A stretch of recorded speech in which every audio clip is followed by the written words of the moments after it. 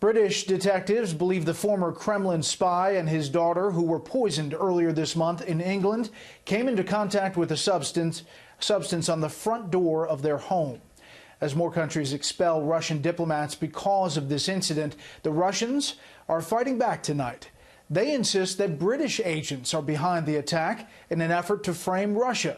Correspondent Gillian Turner talks to the British ambassador about the latest developments.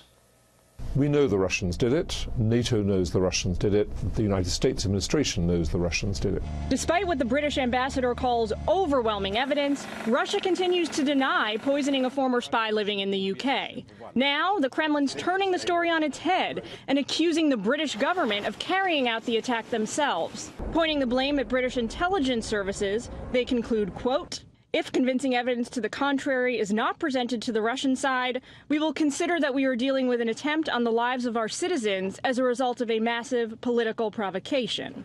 In a Fox News exclusive, the British ambassador insists these Russian accusations aren't worthy of response. They make this stuff.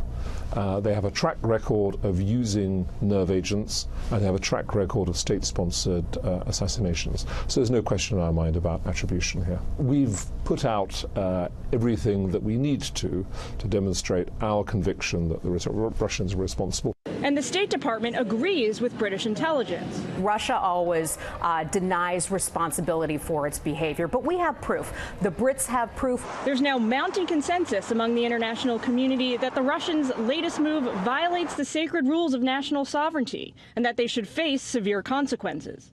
More than 25 nations from across the globe have already followed the U.S. lead and forced out Russian diplomats in a show of solidarity.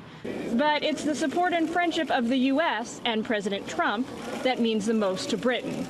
This is a great demonstration of the strength of the bilateral relationship, and we are enormously appreciative of what the President has done, of the decisiveness and strength that he showed. The British ambassador insists that all this drama will only serve to strengthen the special relationship between Britain and the United States going forward. President Trump will need all the support he can muster, though, should he agree to a meeting with Putin in the spring, something the Kremlin insists they still want to pursue. Brett?